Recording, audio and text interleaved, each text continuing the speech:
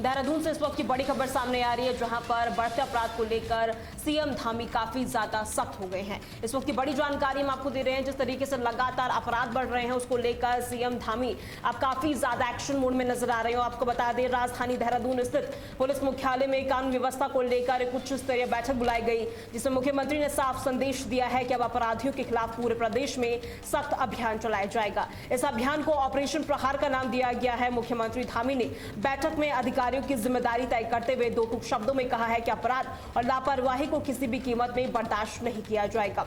CM ने साफ किया है कि कानून व्यवस्था से खिलवाड़ करने वालों के खिलाफ कड़ी कार्रवाई होगी और जो अधिकारी अपनी ड्यूटी में ढिलाई बरतेंगे उन्हें भी नहीं बख्शा जाएगा। मुख्यमंत्री का ये सख्त रुख देखिए ऐसे समय में आया है जो प्रदेश में लगातार आपराधिक घटनाएं जो है वो लगातार बढ़ रही है, जिसको लेकर सरकार पर सवाल खड़े उठ रहे हैं। अब ऑपरेशन प्रहार के जरिए सरकार अपराधियों पर नकेल कसने की तैयारी में है और आने वाले दिनों में पुलिस की कार्रवाई और ज्यादा तेज देखने को मिल सकती है। ये बड़ी जानकारी हम आपको दे रहे हैं, जहां पर बढ़ते अपराध को लेकर सीएम धामी काफी ज्यादा सख्त हो चुके हैं। अपराधियों के खिलाफ प्रदेश में ऑपरेशन प्रहार चलेगा और ये जानकारी हम आपको दे दें, पुलिस मुख्यालय में लॉ एंड ऑर्डर को लेकर उच्च स्तरीय बैठक बुलाई गई, जिसमें सीएम ने अधिकारियों की जिम्मेदारी तय कर सख्त कार्रवाई के आदेश दिए हैं। और ये जानकारी हम आपको दे दें, लापरवाही बरतने वालों को बख्शा नहीं जाएगा। सीएम धामी ने यह सख्त रुख अपनाया है।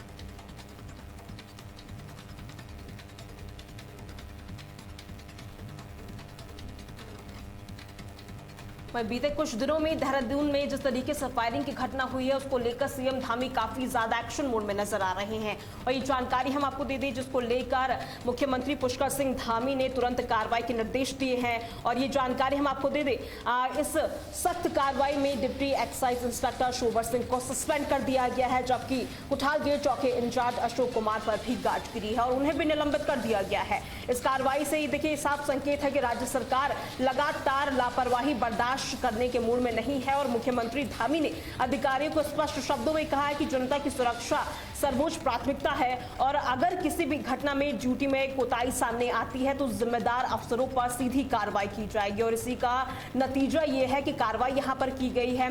शोभर सिंह को सस्पेंड कर दिया गया और इसी के साथ कुठाल गेट चौकी इंचार्ज अशोक कुमार पर भी गाज गिरी है, उन्हें भी निलंबित कर दिया गया है। देखिए, देहरादून फायरिंग की घटना ने पहले ही सुरक्षा व्यवस्था पर गंभीर सवाल खड़े किए थे और ऐसे में मुख्यमंत्री की कार्रवाई जिस तरीके से की गई है, प्रशासन और पुलिस तंत्र के लिए काफी ज्यादा बड़ा संदेश मानी जा रही है। देखिए, जिस तरीके से लगातार सरकार पर भी सवाल उठ रहे थे, पुलिस की कार्यप्रणाली पर भी सवाल उठ रहे थे, जो क्योंकि दिन दहाड़े जिस तरीके से हत्याएं हो रही थी, अपराध हो रहे थे, जिसको लेकर लगातार सवाल उठ रहे थे और ऐसे में ये बड़ी कार्रवाई की गई है, सस्पेंड कर दिया गया है। और इसी के साथ देखिए पुलिस मुख्यालय में बैठक भी हुई, जहां पर अधिकारियों को साफ निर्देश दिए कि अगर कोताही होती है तो उन्हें बिल्कुल भी बर्दाश्त नहीं किया जाएगा। ड्यूटी में अगर कोई भी अधिकारी लापरवाही करते हैं तो उन्हें बिल्कुल भी बर्दाश्त नहीं किया जाएगा।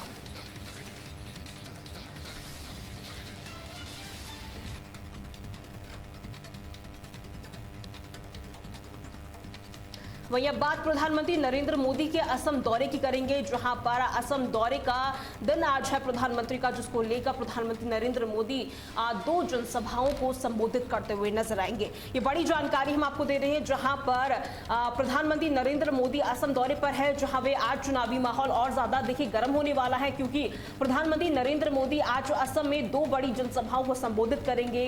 उनकी जो सभाएं हैं विश्वनाथ और गोगामुख में प्रस्तावित है और इसे असम चुनाव प्रचार में औपचारिक आगाज के तौर पर काफी ज्यादा अहम देखा जा रहा है। आपको बता दें, असम में विधानसभा चुनाव के मद्देनजर बीजेपी ने पूरी ताकत झोंक रखी है। प्रधानमंत्री नरेंद्र मोदी का ये दौरा पार्टी के लिए काफी ज्यादा अहम माना जा रहा है और आपको बता दें, पीएम मोदी अपने संबोधन में असम के विकास, सुशासन, इंफ्रास्ट्रक्चर, कनेक्टिविटी, कल्याणकारी योजनाओं और केंद्र राज्य सरकार की उपलब्धियों के बारे में प्रमुखता से इन्हें उठा सकते हैं। साथ ही पार्टी कार्यकर्ताओं में जबरदस्त उत्साह भी देखा जा रहा है। आपको बता दें, दोनों रैलियों को लेकर सुरक्षा के भी काफी ज्यादा कड़े इंतजाम किए गए हैं। स्थानीय प्रशासन और सुरक्षा एजेंसी पूरी तरीके से अलर्ट मोड में नजर आ रही है। बड़ी जानकारी हम आपको दे रहे हैं। देखिए, असम में जो चुनावी मुकाबला है काफी ज्यादा दिलचस्प होने वाला है। प्रधानमंत्री नरेंद्र मोदी की जो जनसभाएं हैं चुनावी समीकरणों पर बड़ा असर डाल सकती है। ये बड़ी जानकारी हम आपको दे रहे हैं। देखिए, जिस तरीके से चुनावी माहौल काफी ज्यादा गरमा गया है, प्रधानमंत्री मोदी आज असम में दो बड़ी जनसभाओं को संबोधित करेंगे, जहां पर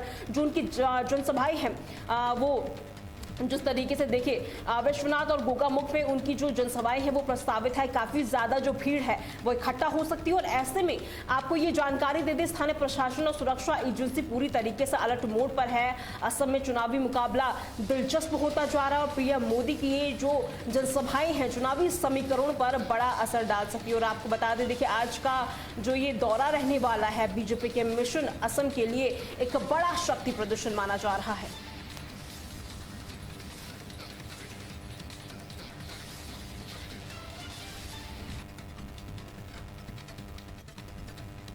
वही अगली बड़ी खबर की ओर रुख करेंगे। आपको बता दें, आज से देश भर में जनगणना की शुरुआत हो चुकी है, जिसको लेकर देखिए तमाम तैयारियां चल रही थी और आज से देश में जनगणना की शुरुआत हो चुकी है। 2 चरणों में जो ये शुरुआत है वो होने जा रही है। ये बड़ी जानकारी हम आपको दे रहे हैं। आपको बता दें, देखिए जिस तरीके से आज देश भर में अहम और ऐतिहासिक प्रक्रिया की शुरुआत हो रही है, क्योंकि भारत में जनगणना का पहला चरण जो है वो शुरू हो रहा है और ये जनगणना 2 चरणों में पूरी की जाएगी। और खास बात यह है कि इस बार देश की जो जनगणना है डिजिटल मोड में कराई जा रही है। ये बड़ी जानकारी हम आपको दे रहे हैं। देखिए कोविड-19 महामारी के कारण जिस तरीके से जनगणना नहीं हो पाई थी, अब नए स्वरूप में शुरू हो रही है और इसे दुनिया की सबसे बड़ी प्रशासनिक कवायद के तौर पर माना जा रहा है। आपको बता दें, पहले चरण में हाउसिंग लिस्टिंग और हाउसिंग से जुड़ी जानकारी जुटाई जाएगी, यानी घरों, मकानों, सुविधाओं और आवासीय ढांचों का विवरण दर्ज किया जाएगा। इसके बाद दूसरे चरण में आबादी से जुड़ी जो जानकारी है वो जुटाई जाएगी।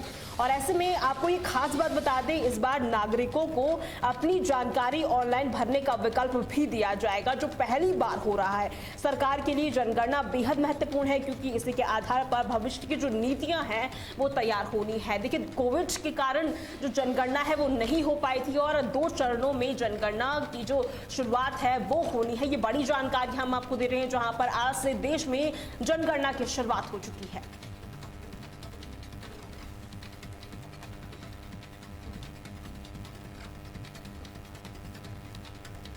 वहीं अब बात करेंगे आम आदमी से जुड़ी जेब की बड़ी खबर को लेकर, जिसमें आपको जानकारी दे दे एलपीजी सिलेंडर को लेकर जिस तरीके से लगातार जो कालाबाजारी देखने को मिल रही है उसको लेकर भी बड़ा असर पड़ सकता है। ये जानकारी हम आपको दे दें। इस वक्त की बड़ी खबर हम आपको बता रहे हैं, जहां पर पश्चिमी एशिया में जारी तनाव और महायुद्ध जैसे हालात जो बने हुए हैं, उसमें आज भारत में कमर्शियल एलपीजी सिलेंडर उस पर उसका पूरा असर पड़ा। आपको ये बता दें, 19 किलो वाले कमर्शियल सिलेंडर की कीमत 195 रुपये 50 पैसे की बढ़ोतरी की गई है और अलग अलग शहरों में जो बढ़ोतरी है वो 195 से लेकर 218 रुपए तक देखी जा रही है। इसका जो सीधा असर है होटल, ढाबा, रेस्टोरेंट और कैटरिंग जैसे छोटे छोटे जो कारोबार हैं उन पे पड़ने वाला है, क्योंकि कमर्शियल सिलेंडर जो मोस्टली है वो वही इस्तेमाल किए जाते हैं। लगातार देखिए 1 महीने में ये तीसरी बार बढ़ोतरी की जा रही है, जिससे व्यापारियों और उपभोक्ताओं दोनों में चिंता लगातार बनी हुई है। देखिए दिल्ली की अगर हम बात करें तो यहाँ पर 19 किलो का जो कमर्शियल सिलेंडर है वो अब 2000 के पास पहुंच चुका है, जबकि कोलकाता, मुंबई, चेन्नई में भी जो कीमतें हैं उनमें भी काफी ज्यादा तेजी से उछाल देखा गया है। हालांकि फिलहाल जो घरेलू सिलेंडर है उनमें कोई बदलाव नहीं हुआ है, जिससे आम घरेलू उपभोक्ताओं को थोड़ी राहत मिली है। देखिए जिस तरीके से पश्चिमी एशिया में लगातार तनाव की स्थिति बनी हुई है, महायुद्ध जैसे हालात बने हुए हैं और ऐसे में कमर्शियल एलपीजी सिलेंडर का असर जो है उसमें भारत पर भी बड़ा असर पड़ा है। 19 किलो वाले कमर्शियल सिलेंडर की कीमत 195 रुपये 50 पैसे की बढ़ोतरी की गई है और अलग अलग शहरों में इसी तरीके से बढ़ोतरी जो है वो देखी गई है।